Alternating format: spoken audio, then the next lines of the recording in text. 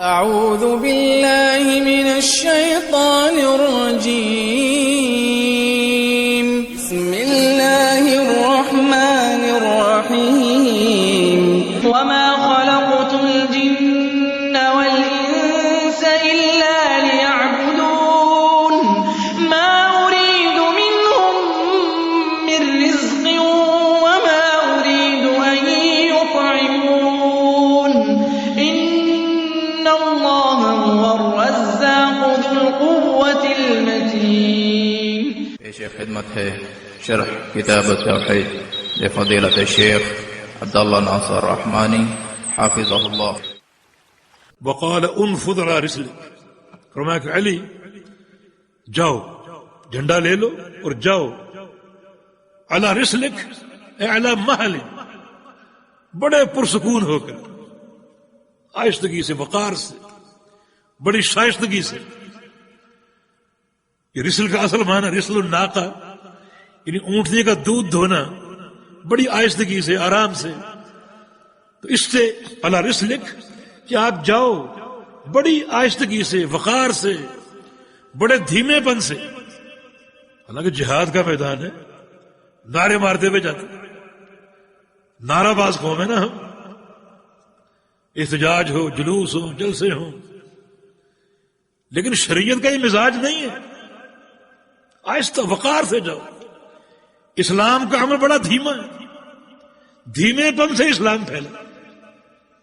اس میں کوئی ایسی چیز نہیں کہ قوم کی دیواریں سیاہ کر دو، نعرے لکھ لکھ کر اچھل کود ہو، ریلیاں نکلیں.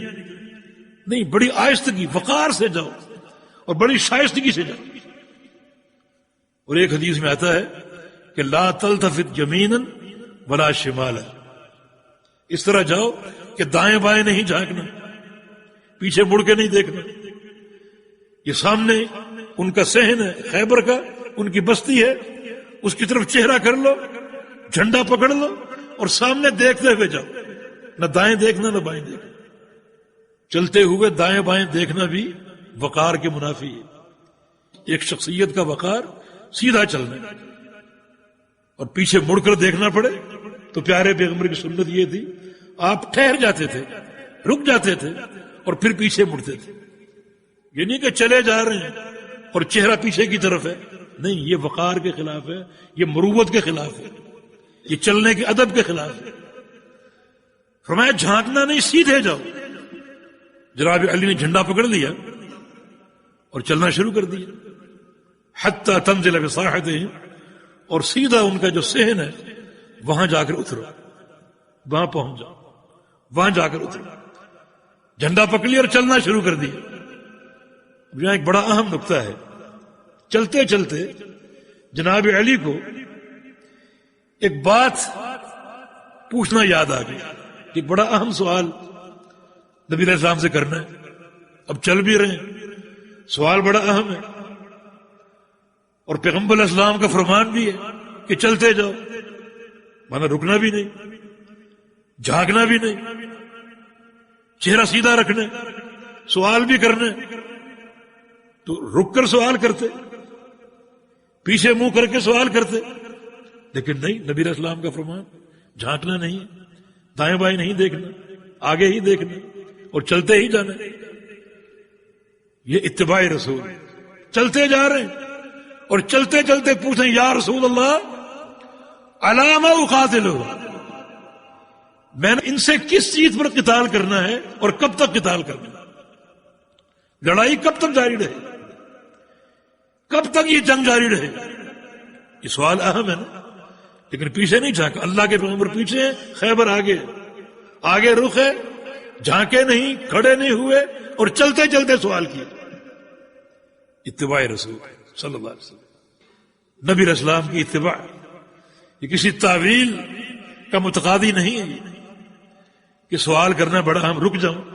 نہیں، نبی علیہ السلام کو ہم چلتے جاؤ. تو چلتے جا رہے ہیں اور چلتے چلتے یہ سوال کیا. اور واقعی اللہ کے بندو، اتباع رسول کا تقاضا یہی ہے کہ فوری اتباع ہو. استجیبوا للہ وللرسول اذا دعاکم لما یحییکم واعلموا ان اللہ یحول بین المرء وقلبہ. اللہ اور اس کے رسول کی دعوت تمہارے پاس جب بھی پہنچے اس کو فوراً قبول کر لو، فوراً قبول کر لو، اس میں تاخیر نہیں کرنی، اس کو ٹالنے کی کوشش نہیں کرنی، اس کو فوراً قبول کر لو. اور اگر تاخیر کرو گے تو تمہیں ایک سزا مل سکتی، اور وہ یہ کہ اللہ تعالیٰ خود تمہارے اور تمہارے دلوں کے بیچ میں حائل ہو جائے، ایسی رکاوٹ بن جائے کہ دل کو بند کر دے اور پھر تمہیں کبھی نیکی کی توفیق نہ ملے. ایسے بہت لوگ ہم نے دیکھے، حدیثوں کو ٹالنے والے، عمل میں تاخیر کرنے والے. اللہ نے ایسی مہر لگا دی کہ پوری زندگی حدیثوں کے جواب تو دیتے رہے، ٹالتے تو رہے، لیکن عمل کی توفیق نہیں ملی.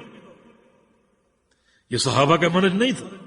جناب علی کا عمل آپ نے دیکھ لیا، حرمت خبر نازل ہوئی، مٹکے توڑ دیے، جس کے منہ میں شراب تھی اس نے کلی کر دی بلا تاخیر. جناب حنظلہ کا واقعہ، شادی کا پہلا دن ہے اور باہر شور سنا، اپنے گھر میں اپنی زوجہ کے ساتھ ہے، باہر شور سنا تو باہر نکلے کہ کیا آواز ہے؟ وہ اللہ کے پیغمبر کا منادی تھا جو اعلان کر رہا تھا کہ ایک جہادی مہم تیار ہے، فوراً پہنچو. اب سوچتے ہیں کہ میری شادی کا پہلا دن، غسل بھی کرنا ہے، اگر گھر جاؤں گا بیوی کو بتانے کے لیے تو یہ تاخیر ہے.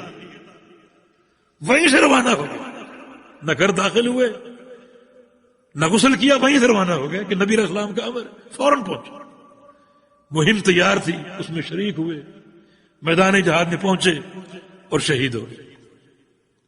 نبی علیہ السلام کا فرمان ہے کہ اورا ان حنظلہ تغسلہ الملائکہ. میں ایک منظر دیکھ رہا ہوں کہ اللہ کے فرشتے حنظلہ کو غسل دے رہے ہیں، اجر بھی ملتا ہے، ساتھ اللہ کی رضا بھی ملتی. فوری اتباع. تنسیق قبلہ کی آیتیں نازل ہوئی اور قباء میں ساتھیوں کو معلوم نہیں تھا. ایک صحابی نے نبی علیہ السلام کی نماز پڑھی، قبلہ تبدیل ہو چکے. جب وہ وہاں سے گزرا، عصر کی جماعت کھڑی ہے، اس نے دیکھا کہ لوگ ابھی تک بیت المقدس کی طرف منہ کر کے نماز پڑھ رہے. اس نے پکارا، قبلہ تبدیل ہو چکے، نماز ہی میں گھوم گیا. یہ فوری اطاعت، یہ صحابہ کا تصور عین. تو ہمیں بھی اس پر توجہ دینی چاہیے کہ رسول اکرم صلی اللہ علیہ وسلم کی اطاعت فوری. جو ہی کوئی حدیث پہنچ جائے، کوئی سنت پہنچ جائے، یہ نہ دیکھو برادری کیا کہہ رہی ہے، قوم کیا کر رہی ہے، پیر و مرشد کی تعلیم کیا ہے. کوئی اللہ کے پیغمبر سے بڑا نہیں. نبی صلی اللہ علیہ وسلم کی فوری اطاعت، فوری اتباع. اور اگر تاخیر کرو گے، ایک بار کرو گے، دو بار کرو گے، اللہ ڈھیل دیتا ہے، ایک وقت آئے گا اللہ مہر لگا کر دل کو بند کر دے گا. وَلَوْ أَنَّنَا نَزَّلْنَا إِلَيْهِمُ الْمَلَائِكَةَ وَكَلَّمَهُمُ الْمَوْتَى وَحَشَرْنَا عَلَيْهِمْ كُلَّ شَيْءٍ قُبُلًا مَا كَانُوا لِيُؤْمِنُوا إِلَّا أَن يَشَاءَ اللَّهُ. جس دل پہ اللہ کی مہر لگ جائے، اسے سمجھانے کے لیے آسمانوں کے سارے فرشتے آ جائیں، زمینوں کے سارے مردہ آ جائیں اور کائنات کی ہر چیز آ جائے، اسے وعد کرنے کے لیے یہ سب مل کر بھی اللہ کی مہر کو نہیں توڑ سکیں. بڑا وبال ہے اللہ کے بندو. اس سے بچنے کا راستہ کیا ہے کہ جو ہی نبی علیہ السلام کی حدیث آ جائے، سنت آ جائے، اس کو فوراً قبول کر لو، کسی تاخیر کے بغیر، کسی بہانے بازی کے بغیر، کسی تعویل کے بغیر اس کو فوراً قبول کر لو. اللہ پاک توفیق عطا فرمائے.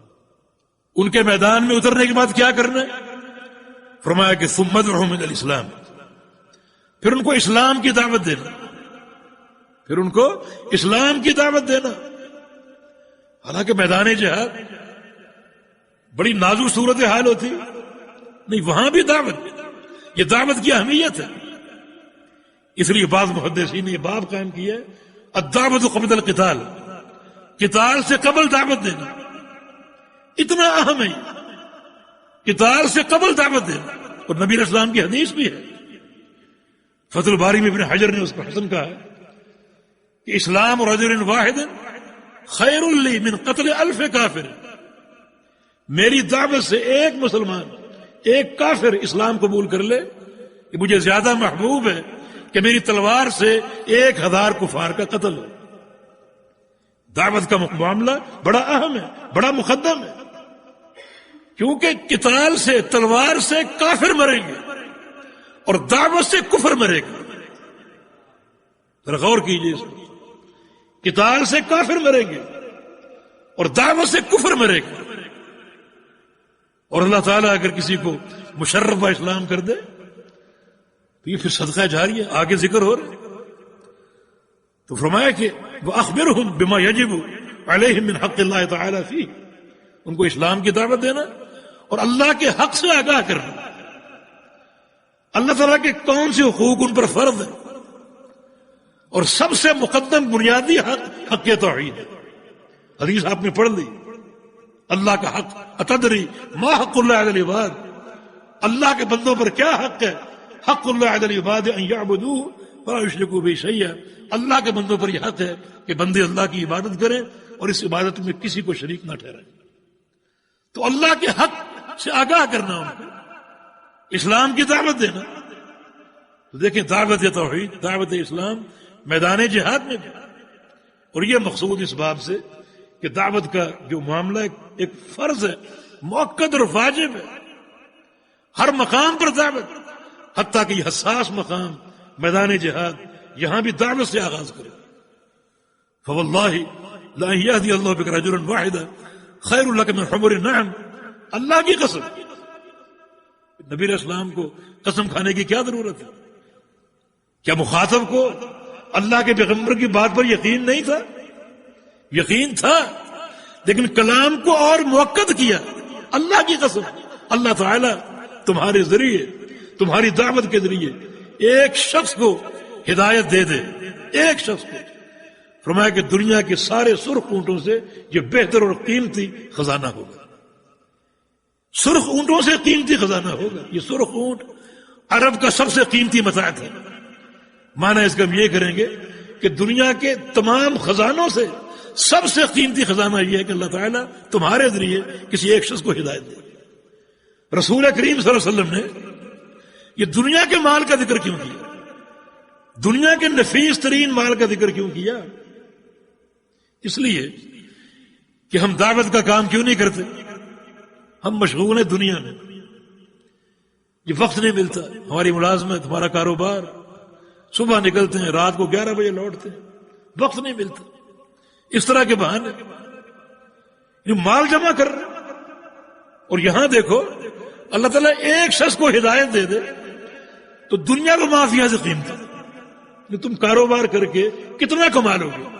یہ ممکن ہے کہ ساری دنیا کما لو، دنیا کا سارا مال تمہارے پاس ہے؟ ممکن ہے؟ یہ ممکن نہیں ہے، لیکن دعوت کے راستے سے ممکن ہے.